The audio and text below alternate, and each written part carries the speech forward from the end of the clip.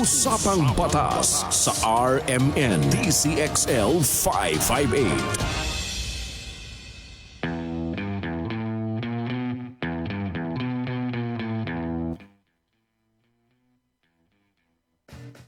Po si Radyo Mo, Jenny Pahilanga, at ito po ang Usapang Batas with Attorney Rene Bueno. Attorney, magandang gabi! Magandang gabi sa iyo, partner Jenny, at sa ating mga kayubi na nakatutok ngayon dito sa Usapang Batas. Yon! Attorney, alam mo ba ang mood ngayon ng mga kasama natin? Holiday. Oh, long weekend. Kung nag-final leave on Friday. Oo nga, tomorrow is Thursday, Friday, no? Tapos Monday na naman. Partner, oo nga. Kaya samahan niyo po kami hanggang alas 9 ng gabi ni Attorney Bueno po sa gabing ito. At kung may mga tanong din sila, partner, pwede ho kayong tumawag sa 8882-2376 hanggang 78. Live po din kami sa Usapang Batas with Attorney Rene Bueno po sa DZXL News. I-type lang yan. Facebook, YouTube, TikTok at Expo yung dating Twitter. Attorney, naku, ayan na ang ating mga kayubi. Batiin na natin. Oo. Pero bago natin sila batiin, gusto ko lamang silang bigyan ng idea on what will be our topic for today. So may continuation tayo ng kwentuhan, no? It's about the flood control projects. Nakita nyo siguro sa news, si ating presidente na si BBM na medyo galit na galit kanina umaga. Nagulat nga ako sa itsura na yung medyo haggard at medyo galit at dahil ito yung sa ating kwentuhan kagabi. Oo. Ayan na nga, sabi ni Maylene, no, partner, Senator Lacson, Mr. Expose talaga. Oo. So pag-uusapan natin, on the second part of our program then, ay pag-uusapan natin, attorney, ang tungkol sa recognition of foreign decree of divorce kasi ito yung nagkaroon ng oral argument kahapon sa ating Korte Suprema at napakaganda ng mga usapin doon. Pero ang i-discuss natin is paano ba magkakaroon ng judicial recognition of foreign divorce in the country. Nako, gandang usapan to. Ayan, nako, sali kayo sa amin ha. Mamaya sa pagkapaliwanag po na aking partner, Attorney Rene Bueno sa Usapang Batas. At sabi ni Addictus Rex, hello Addictus Rex, diyan ka na daw nakaupo ngayon. Yeah. Kasi yan po yung dating upuan ni Attorney Claire. Oo. Kaya alam ni Addictus Rex yun no. Sabi niyo doon na nakaupo si Attorney Ayan, magandang gabi ro, Leila Olifernes. Ayan. Mamaya basahin natin ang mga komento nila, no? Si Hiro Kansaki. Oo. Ayan. Si Evelyn Sinsin, ito lagi nakikinig to sa atin. Magandang gabi daw. At ang ganda ng pangalan niya, partner, paano mo nasabi? Hello daw, attorney. Good evening sa'yo. Paano mo nasabi? Mamaya sasagutin paano mo nasabi. Ayan. So yun na nga, partner, mga kasama, join po kayo sa amin sa Facebook na live po kami at pwede kayong mag-comment. Partner, kanina, Attorney Bueno, ang ating Pangulo ay nagtungo sa Bulacan. Sa Bulacan? Oo. At kanina po sa ating balita ay pinangalanan yung balita po namin doon sa Bulacan na construction attorney, ito yung Sims Construction Trading. Matapos mabunyag ang Ghost Project na 55 million pesos flood control project sa Barangay PL, Baliwag, Bulacan. Ito yung nakita natin yung Pangulo kanina, partner. Yes, so at ang ating Pangulo ay mukhang hindi pa masyadong nakakapagkape, dumiretso dito sa Baliwag, Bulacan. Nakita mo yung polo niya? Nakita mo yung polo niya, partner? Ayan. Nakikita natin sa monitor. Parang parang pangkaraniwang naglalakad si Pangulo, no? Diyan mo makikita that he is really a working president. Diba? Mukhang hindi pa nagkakape. Oo nga, pero mukhang mali ang gising. Galit na galit ang presidente dito at nakita niya mismo na ang proyekto tungkol sa flood control ay hindi pa talaga nauumpisa. Ni isang araw daw ay walang ginawang trabaho dito sa Bulacan, sa Baliwag. Barangay PL, partner Barangay PL. At ang masama rito, ng kanyang tingnan ang mga dokumento, ay ito ay ipinakikitang kumpleto ang proyekto, bayad ang proyekto. At may engineer. Ngayon, may address, partner. Sino kaya may kasalanan dito? Yan ang sasagutin natin ngayon Oo, sa usapang at batas. napaka saklap at nakakalungkot actually, partner, Oo. kung makakakita ka ng ganito na eksena at sitwasyon sa ating bansa. Nasa kabila ng lahat na kumpleto ang materyales, ang lahat ng pondo available, pero nang bumisita ang presidente, walang nakita kahit isang duling doon sa lugar. Ako, partner. Di ba? Ayan. Who are legally responsible for this Oo. corruption in Yun the nga, government? yun ang tanong. Sapat lang ba, partner, Attorney Bueno, na ipinapa-blacklist na ni Pangulong Bongbong Marcos ang mga opisyal na sangkot, pinakakasuhan? Alam mo, partner, yung blacklisting of these contractors sa ating government ay is only a preventive measure. But we need to do something big that will eliminate these crocodiles in the government. Yun, talaga in English mo, partner. Ang ganda ng pagkakarinig ko pagka-English. Parang sosyal. Sosyal partner, Parang bini lang, no? Pag kumain ng street nga. food.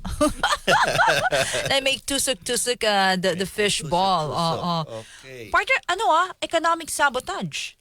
Yeah, Mga sangkot sa Ghost the Project. legal team of the president, according to him, is going to prepare a case study or a legal study about the possibility of filing an economic sabotage. But in truth and in fact, there is no economic sabotage pagdating sa mga flood control projects. Meron tayo when it comes to the agriculture thing, no? Kasi meron tayong economic sabotage pagdating sa agrikultura.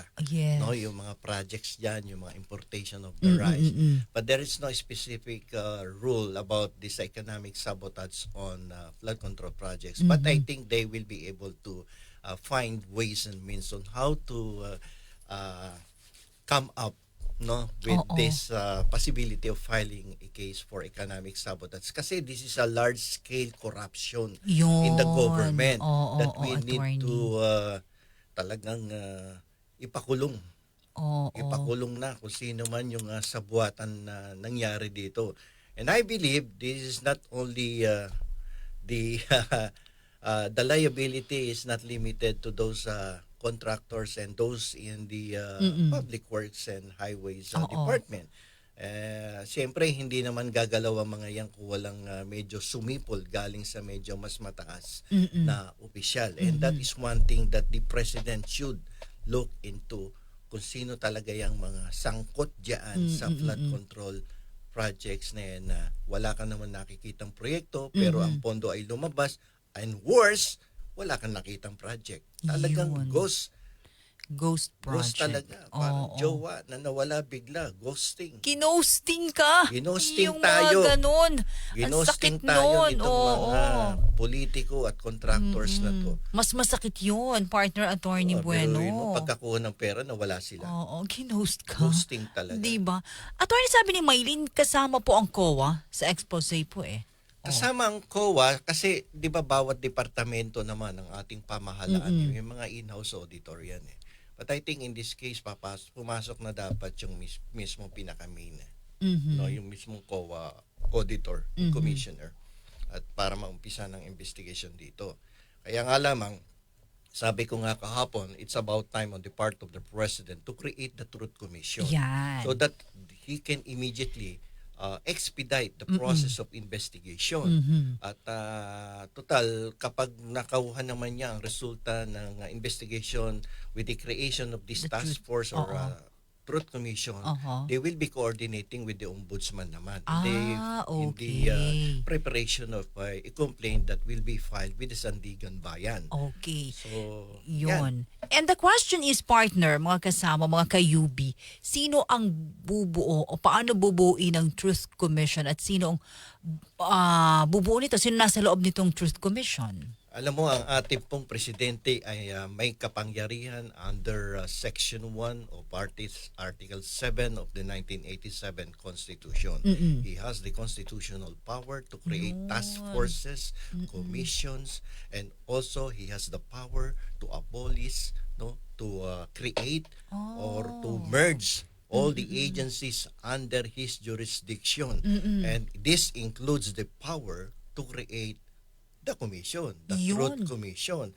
At ito ay hindi nawawala sa kanya despite the fact that there was a decision rendered by the Supreme Court in 2010, if you will remember. This is Executive Order number 1 issued by former President Noynoy Aquino.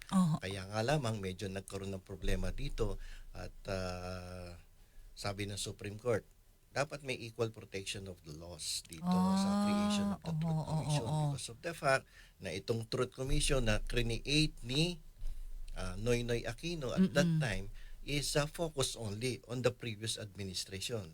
In fact, doon lang nakafocus ang Truth Commission kay Gloria Macapagal Arroyo.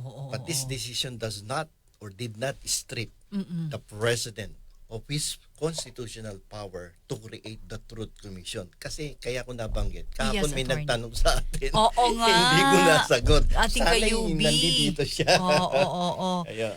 Si Maylene. Si Maylene ba? Yung nagtanong. Kung anong tanong nga doon, attorney partner niya kahapon. Yung sa Truth Commission, di Yun ang ba? tinatanong niya kasi may decision ng Supreme Court dyan. But kasi it has a different facts, different issue. So you cannot compare it in this case. Kasi dito, ang ipaiimbestigahan ni Presidente dito, yung mga incumbents and those who are involved in the previous administration at lahat, sabi ng Supreme Court sa kaso na yan, if you are going to create a commission like the Truth Commission, it must be very broad in scope. Hindi lang nakapokus sa isang administration. Dapat lahat. Pantay-pantay dapat maimbestigahan lahat ng responsableng tao, public officials, contractors sa mga nangyayaring pagnanakaw ng pondo ng bayan. Taong bayan, partner? Kung halimbawa, bumuo ng Truth Commission dahil may, sabi mo nga, may power, may kapangyarihan ng ating Pangulo, gaano kaya ito tatagal at aasahan natin para magkaroon agad, partner Attorney Bueno, ng aksyon agad? It will be dependent on the charter or the rules that will be created by this commission kasi gagawa ng charter yan. Gaano katagal ang investigation? Ano ang gagawin natin after the investigation? When are we going to endorse it to the appropriate constitutional bodies like the Ombudsman? So, yun ang mangyayari dyan. So, it will be dependent on the charter of the Truth Commission. Nako. Eto attorney, sabi ni Simple Man, ito lang naman ang kanyang komento. Yung mga lame duck lang makakasuhan dyan, but not the upper rank, same as Pogo. Walang nangyari, attorney. Ay, sa Pogo? I think from what appears doon sa mga kilos ng ating presidente, I think he is dead serious na talagang bago man lang siya bumaba sa kanyang posisyon, makapag-iwan siya ng isang legasiya na kahit papano naumpisahan niya ang isang laban sa korupsyon.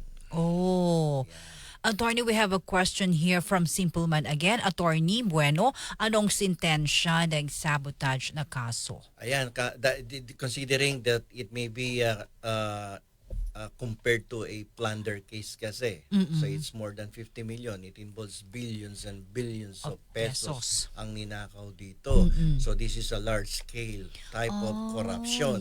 So definitely the penalty for this type of crime would be reclusion perpetua or life imprisonment.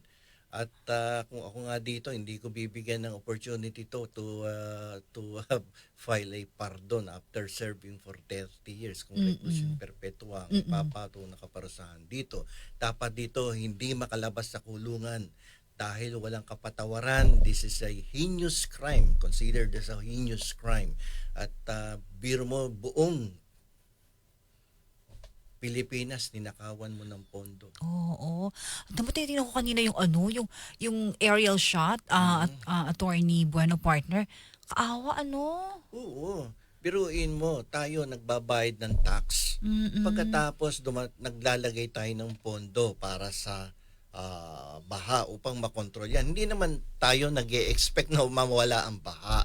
andyan dyan yung kalikasan niya, napakahirap labanan ng kalikasan. Oo, Pero kahit papano ay mabawasan at magkaroon ng improvement sa sitwasyon ng ating bansa tuwing sumasapit ang habagat ang bagyo. Pero ang nangyayari dito, naglabas ng pondo ang ating Kongreso pero para bawasan ng problema sa flood, pero ang nangyayari, wala tayong nakikita kahit ano na inumpisahang proyekto.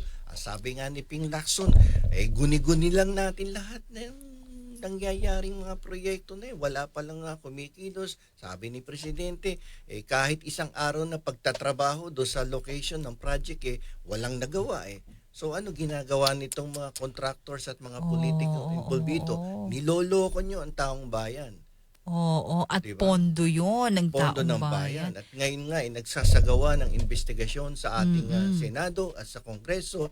Pero if I were the President, sasabihin ko, I will just create a truth commission. Agad? Kasi, isipin mo partner, nasa limelight ngayon itong Senado at Diba? Kongreso Sila ay mukhang napagdududahan ng ating mga mamamayan na may konting bahid ng parang may kinalaman Hindi kasi dito sa pondong bilyon-bilyong na allotment sa flood control. Then you will try to investigate the body that is involved in the release, the appropriation of Hindi ba sila ang funds. nag-a-approve Yes. ng budget? Oo.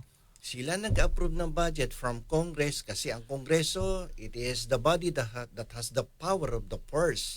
Diyan nag-uumpisa yan. So there will be deliberation for the budget. Tapos ipapasok yan sa Senado. And the Senate will introduce his own version of the budget. Tapos magkakasundo yan. O sige, magawa tayo ng bicameral conference. Di ba? So, doon nagkakaroon ng insertions. At closed door meeting yan. Kung matatandaan mo, last month or 2 months ago, the President proposed that the holding of this bicameral conference dyan sa Kongreso. Bicameral po, yan po 12 yata sa Kongreso sa mababang kapulungan. 12 sa mataas na kapulungan sa Senado. At yan pag-uusapan nila ang ating pondo.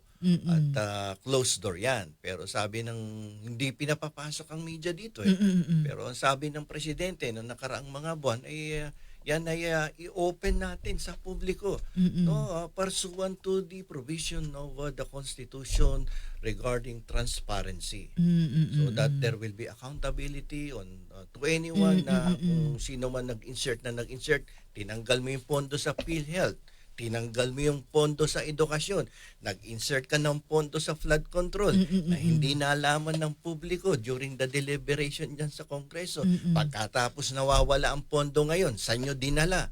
Ayan, nadiskubre mismo ng Pangulo na kahit isang araw ay hindi na umpisa ng proyekto. Pero kung titingnan ang folder, ang dokumento ng proyekto, nasabi sa flood control, kumpleto.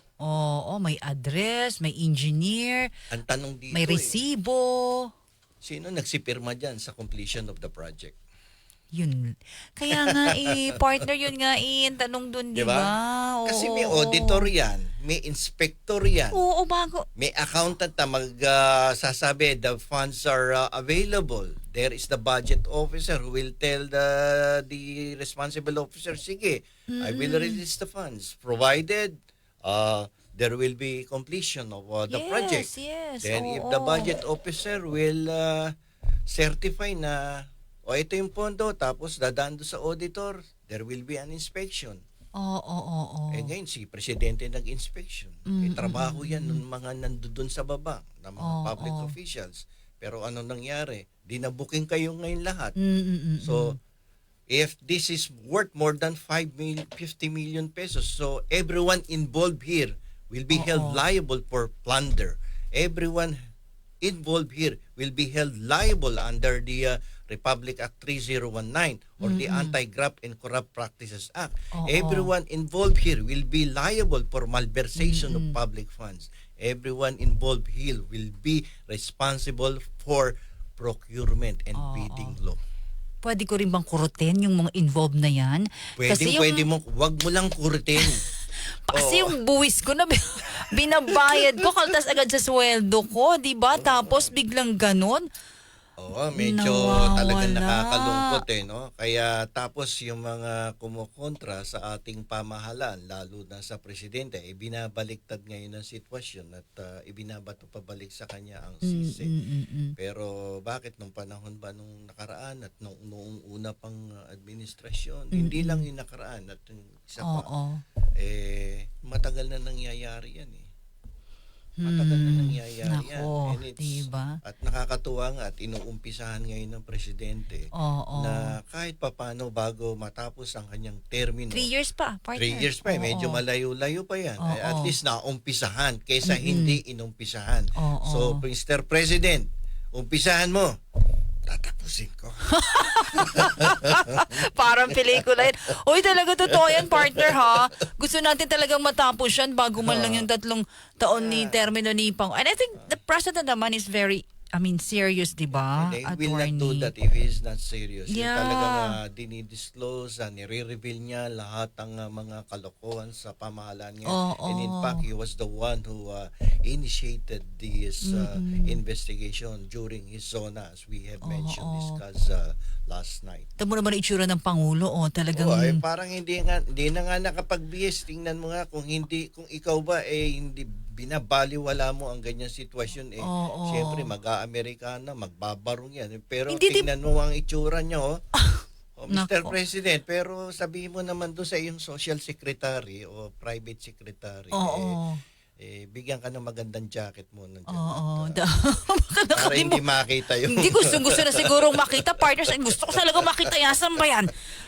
Nauuna siya dun sa mga mga kasama niya sa likod. Mukhang pagkagising sumugod ka agad sa diba, balibag. Partner, na tanong siya, ano po ba kayo disappointed po? I'm really disappointed and I am angry with what I have discovered. Galit siya. Galit. And he is actually telling us na is thinking of filing an economic sabotage against those responsible contractors and public officials. Yun ang importante doon. At dahil dyan, oras natin, 8:30. Ayan, partner attorney Bueno. Narang iksi ng oras natin. Pwede ba natin gawin 3 oras? Ako bitin na bitin sa mga pinag-uusapan. Nakikinig si Sir Rod. Sir Rod. Baka gising ka pa. Pwede ba natin kumpisaan ng alas 6 alas 11 ng gabi? Ay, grabe. Wala na akong love life. Gano'n? Pala. Bigyan mo naman ako ng love life, partner. Hindi, yung remaining 1 hour of our 4-hour program will be devoted to discussing love life. Eto na nga. So eto na nga, love life. Gusto ko pagpapaliwanag mo sa usapang batas, partner attorney Bueno, yung nabanggit mo kanina sa Korte Suprema na divorce. Ano ba ito ang nakapaloob? Alam mo kahapon kasi, nabasa ko din sa balita kaninang umaga na there was an oral argument in the Supreme Court tungkol dito sa recognition of a foreign decree of divorce obtained by a foreign spouse. So kasi dito sa oral argument na to ay pinag-usapan sa Supreme Court kung dapat bang i-recognize ang isang decree of divorce obtained from another country. Obtained by in another country by a foreign citizen during that time na nakakuha siya ng decree of divorce. But later on, this foreigner who was a former Filipino na naging palagi mo, US citizen, ay bumalik ng Pilipinas and then he reacquired his Philippine citizenship. And thereafter filed a petition in court to recognize the decree of divorce obtained from another country. Diyan pumapasok yung issue na, teka muna, mukhang may konting problemang legal ang petition na to. Hindi to ordinaryong petition for recognition of a foreign divorce. Kasi alam mo, Alam mo kasi, partner, Mm-mm. sa ilalim po ng ating family law, Mhm. kapag ang isang babae o lalaki ay nagpakasal sa isang foreigner, Mm-mm. valid marriage between a foreigner and a Filipino.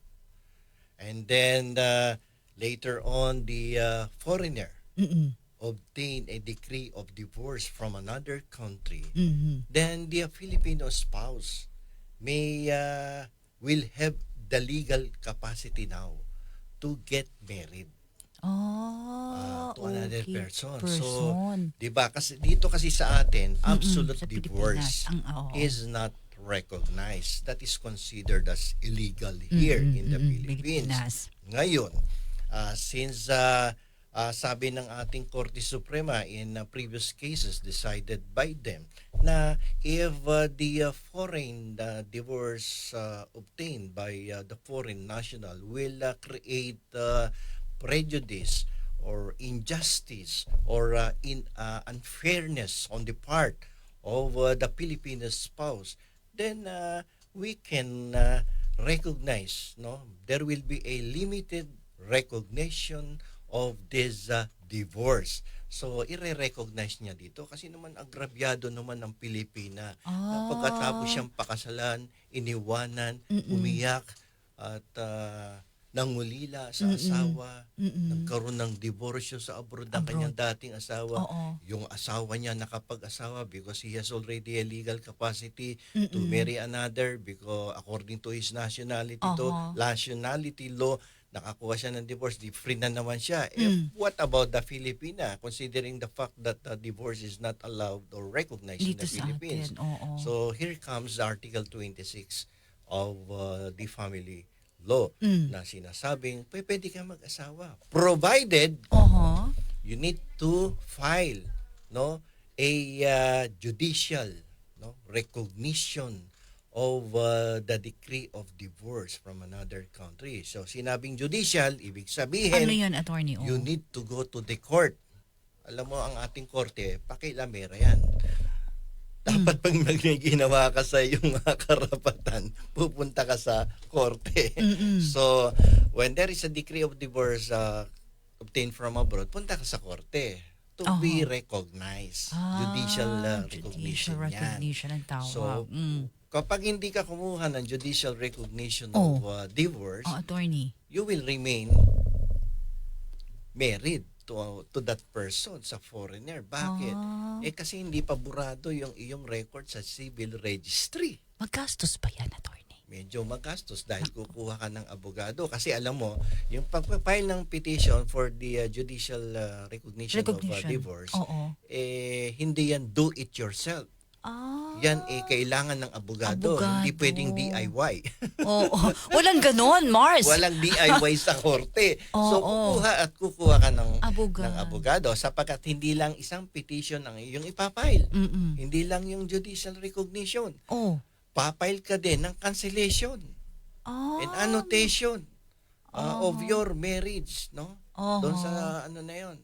So kasi hindi ka nakasal, pina-recognize mo. Ang next step is burahin yung record mo doon. Palitan mo na single ka uli. Single ba? Single ka na naman.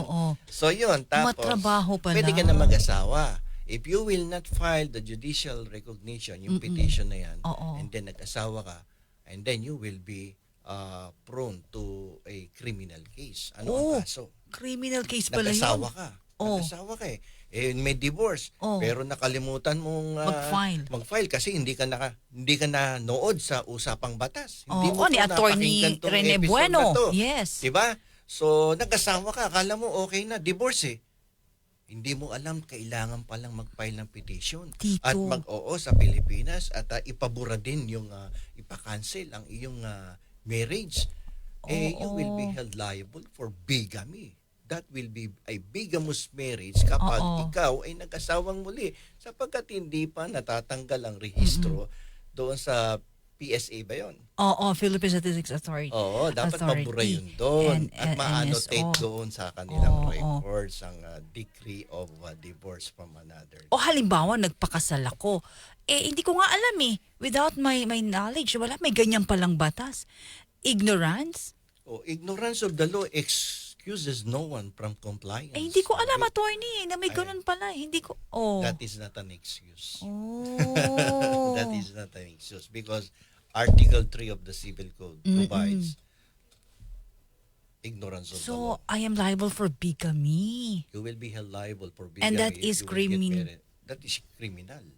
Kulong ako. Kulong ka ngayon. Oh. Ikaw na yung iniwan, ikaw na yung lumuha, Oo. ikaw na yung wala nang katabi sa ating gabi, ay ikaw pa yung makukulong ngayon. Oo. Yun kung gusto mong umibig muli at magmahal Kung at gusto mo bumuo ng maibig, pamilya at oo. magpakasal. Kaso, siyempre, ang tao, di ba? Palaging Oo. nagmamahal yan. Oo. So, may iwasan mo bang magmahal? Yun lang. Ang nagmamahal lang sa atin, Oo. pilihin. Oo nga, lahat tumataas na minamahal na. Yun ang pwede mong Oo. iwasan. Yung mga mahal na bilihin. Pero yung pagmamahal ng puso, ang hirap iwasan. Iyon. Pero teka muna, partner. Halimbawa, ako yung magpo-file nung na yon sa court, no? Ano ba, may mga mga requirements ba? Mahirap ba? Yes, you need to prove. You need to submit the evidence that the law, no, na kung saan nag-rely yung court sa abroad Oo. ay talagang nire-recognize din sa kanila that you must prove that there is a law allowing divorce in that country. Oh. Okay? So, yan, ipakikita mo yan dito sa ating husgado. O, ano ba ang legal basis of that decree of divorce? Tapos titingnan nila yung nationality of the foreign spouse. Titingnan nila kung ano ba yung pinapatupad na nationality principle doon sa kanila sa ibang bansa. Kasi sa atin dito, meron tayong tinatawag na nationality principle sa ilalim ng Article 15 of the Civil Code na sinasabi na laws relating to family rights, the status, condition, status, ay shall be binding, no, to all the Filipinos wherever he may be situated. So kahit pumunta ka ng abroad, kahit saan sulok ka ng mundo, nandoon, ang nag-go-govern na batas sa iyo ay yung nationality principle under Article 15. Oo. Pero malalaman mo lang yun, partner, attorney, kung magpapakasal uli yung babae o yung... Kasi itong Article 26 of the Family Code is for the benefit of the Filipino spouse. Oo, Kasi mga Filipino. agrabyado ang dito, ang Pilipino na yung asawa niyang foreigner nakapag-asawa na doon sa kanilang bansa pero siya ay nandito at hindi makakilos upang magkaroon ng panibagong love life. Ang sarap pa naman magmahal. Ang sarap-sarap pa naman magmahal. Oo. Diba? Diba, Tapos, magpapasko na, tapos malamig. Pagkatapos wala kang niyayakap. Kundi una. Sabi ito, humuhugot si attorney, Sabi ni Kahel, may paghugot, Sabi ni Kahel, humuhugot si attorney, Diba? Uy, pero ano yun, maraming salamat doon, attorney Bueno, partner. Inalaman natin yan. Hindi ba sapagkat yung iba ay hindi naman nila alam na may ganun palang proseso sa batas. So, kailangan malaman niya. Kaya kailangan ninyong makinig araw-araw dito sa Usapang Batas, Lunes hanggang Friday, Yes, alas of 8 course. alas 9 ng gabi. At nang kayo ay ma-update sa inyong mga karapatan tungkol sa inyong mga relasyon. Alam ko, mas gustong-gusto ng mga ating mga kayubi na mapakinggan ang batas tungkol sa relasyon. Oo, basta ganyan talaga. Relasyon sa asawa, relasyon sa kapatid, sa magulang, sa inyong employer, Yan, kaibigan. relasyon sa kapitbahay nyo na mahilig magmarites. Ayan, pwede natin Gusto ko yun. May mga marites na ganun. Oo, no. Kasi ang buhay ng tao ay nasasaklawan ng batas araw-araw kahit ano ang gawin mo. Pagising mo sa umaga, bago ka matulog sa gabi, ikaw ay governed by existing laws in our country. Correct. So, hindi mo maiiwasan ang batas sa buhay mo. Sa bawat galaw mo, ikaw ay nasasaklawan ng mga umiiral na batas. batas. Kaya Oo. kailangan na kayong lahat dito sa buong Pilipinas makinig, manood ng Usapang Batas. Yun ang importante Lunes doon. hanggang Biyernes. Oo. Alas 8 hanggang alas 9 at baka malay nyo humaba, di ba? Oo, para maging 3 oras kami rito sa DZX. Ayun. Pero teka muna, Attorney Bueno partner, may mga masasaklawan ba o sa atin dito sa family code natin o may mga magkakaroon ba ng problema o kumbaga kakaharapin na problema o tataliwas dun sa pinag-usapan natin sa divorce? May masasagasaan ba ganon sa batas natin? Wala naman. Wala namang masasagasaan sapagkat yan naman ay for the benefit of the Filipino spouse. Upang hindi sila maagrabyado. And in fact, during the oral argument, tinatanong ng isa sa mga justices of the Supreme Court na ano ba ang tingin mo dito? Kailangan na bang kumilos ng ating Kongreso na mag-introduce na ng isang bill or batas na kung saan to legalize divorce in the country. Actually. Because according to the Solicitor General na si Darlene Berberabe, ay ang sabi niya, in the whole world, only the Philippines and the Vatican City ang wala na lamang. Ang walang diborsyo. So sa kadahilan ng ang ating pong sitwasyon ay nag-i-evolve. Ang ating batas ay nag-i-evolve din. And this is about time na dapat magkaroon ng changes to our existing laws, particularly on the matter of marriage. Kasi dito sa ating bansa, ang ating marriage ay hindi kinukonsider na isang ordinaryong kontrata. Ito ay ang tingin napaka-sacred ng marriage dito. 'Di ba? At kung ito ay paghihiwalay mo na lang basta-basta ang mag-asawa, ay kalaban mo dito ang simbahan. At ang ating pamahalaan, because nakalagay din yan sa ating saligang batas na bigyan ng malalimang proteksyon ang samahan ng mag-asawa at hindi basta-basta pwedeng paghiwalay niyan because this is a social institution. Yes. This is not a mere ordinary contract. So talagang walang diborsyo. Sabi ni ng aking paboritong dating taxation lawyer to si Soljen Berberabe, ay it's about time, no, because of the evolving yung sa laws situation, kailangan sumabay tayo. Nagbabago kasi ang panahon lahat talaga nagbabago kaya nagbabago ang pagmamahal din ay nagbabago, so dapat magbago din ang batas tungkol sa relasyon. Totoo yun, di ba? Kaya lang because of, sabi mo nga, attorney partner, na tayo Kristiyanong di ba? Christian ka. Kaya yun. Pero kung yun nga, ang Kongreso naman ay ito'y isa sa batas, pag-aaralan pa naman. Natagal na to di ba? Alam mo, ito pa ang isa kong sinasabi kung bakit kinakailangan na nating amyendahan ang ating saligang batas. Alam mo ba kung bakit kinakailangan na? Sapagkat ilang beses na nagsampa, nakarating na sa first, second, and third reading ang proposed bill regarding the legalization of divorce in the country. Napunta na yun sa Senado, naipit sa Senado, inabutan ng pagtatapos ng kanilang term. Kasi sa ating mababa at mataas na kapulungan, kapag inabutan ka ng expiration ng term at hindi mo na isabatas ang iyong proposed bill, ulit ka na naman sa umpisa. So, sabi ko nga, kinakailangan siguro amendahan na ang ating saligang batas sapagkat itong dalawang kapulungan sa ating bansa ay nagiging sagabal sa pagpapabilis ng mga batas na kinakailangang ipatupad sa ating pamahalaan sa ating bansa. Ayun, naman ang importante. Attorney, medyo lapit ka daw sa mic mo. Hindi raw masyado marinig ang maganda mong tinig. Sabi ni Krish na conscious. Ayan. So yun nga, napapanahon na para sa atin. Panahon na sa pagbabago. Dapat talaga i-amendahan ang ating konstitusyon kasama na dyan ang recognition or legalization of divorce in the country, and also the lowering of the age qualification for the president. Kasi kanina nakabasa ako ng balita. Oo, may nakita nga ako. Si Tito Soto, sabi niya it's about time that we need to amend the Constitution because kailangan pagbigyan natin ang mga kabataan, lalong-lalo na yung mga millennials, yung mga Gen Z na yan, because andyan dyan sila, magagaling yan, mga dynamic ang mindset niyan. So, pagbigyan na natin mga may edad, no? At ibigay sa mga kabataan ang pamamahala sa ating bansa. So, kasi sa buong mundo rin, iilan lang naman ng bansa na ang qualifications for the president is 40 years old. Sa Amerika, alam nyo ba ang edad ng isang presidente para mag-qualify sa posisyon na yan?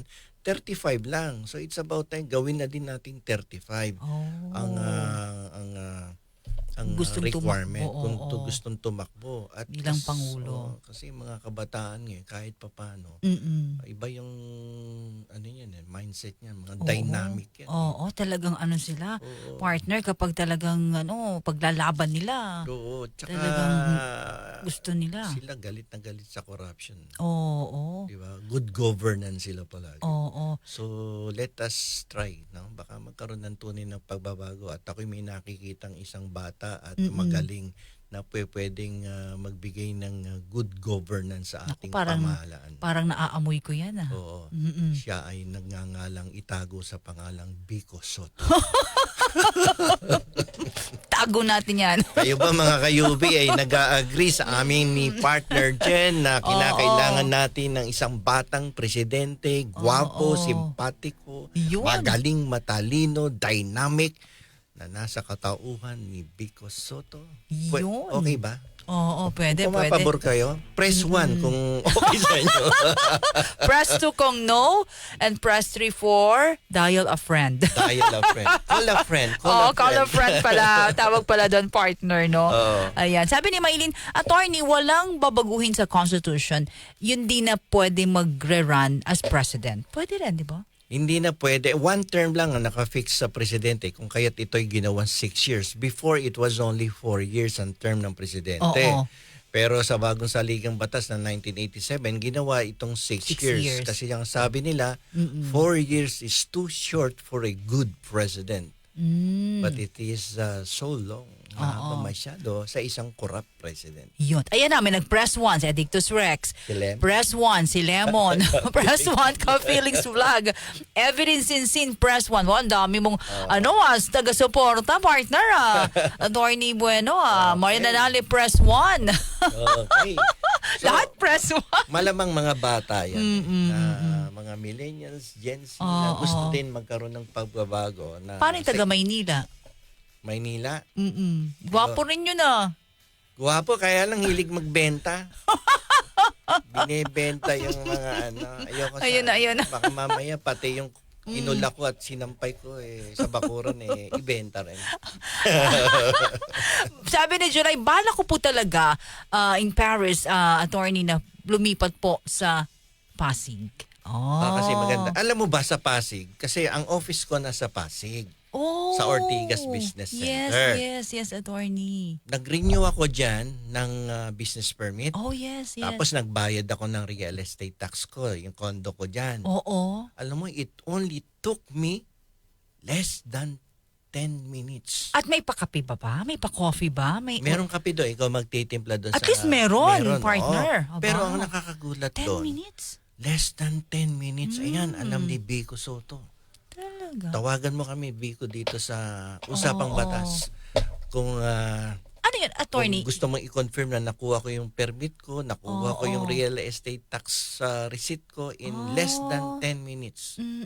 Good, better, and better than Naga City. Kasi Naga City before, sabi nila in 5 minutes or 15 minutes.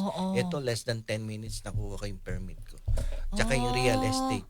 Ano ko, taxes free. Talaga, naupo ka lang tapos tinawag ka na. Pagpunta ko doon, saan ba yung bayaran? Sir, doon, pinaka dito lang. Sandali lang. Oo. Ang bilis, ang dami kasing Iba kasi yung mga ano ngayon, ano ba, Gen Z, millennials, Millennials no? Oo. alam ko millennials si si Vico Mayor. Soto. Sa kanila kasi sa munisipyo makikita mo maraming ano ba tawag doon yung parang booth, yung mga salamin.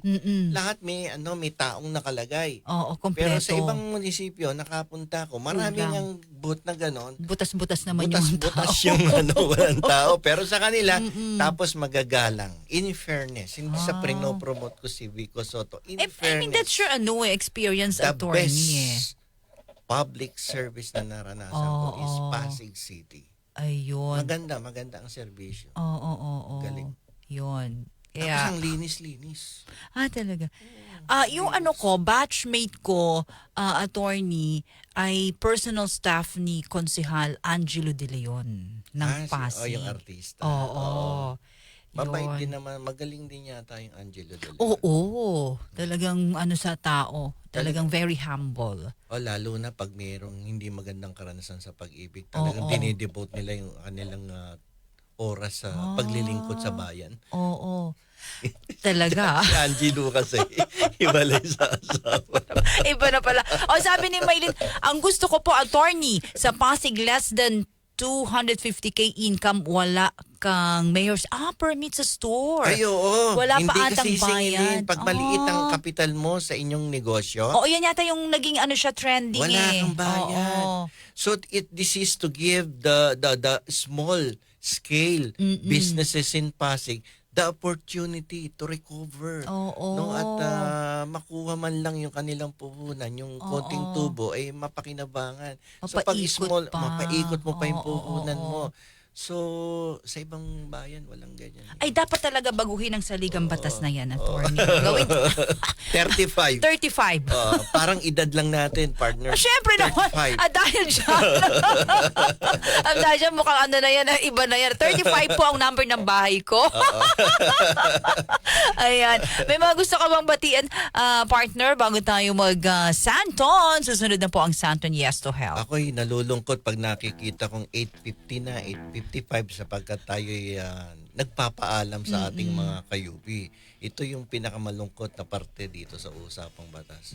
Masakit man sa kalooban, ako po ay nagpapaalam na to para sa episode na to at inaasahan po namin na kayo ay muli naming makita dito sa aming programa.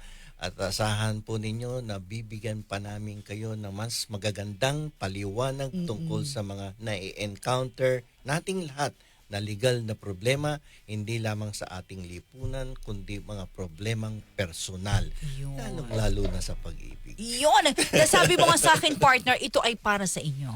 Itong programa na ito ay para sa ating mga kayubi at sa lahat ng mamamayang Pilipino. Yun. And with that, maraming salamat po sa lahat ng ating mga kayubi din na magbabanggit ang aking partner ng mga pangalan nyo. Samahan nyo po muli kami bukas. Ako po, si Rajuman, Jenny Pahilanga. Ako po si Attorney Rene Bueno. At hanggang bukas dito sa ating programang Usapang Batas. Oras, 8:55.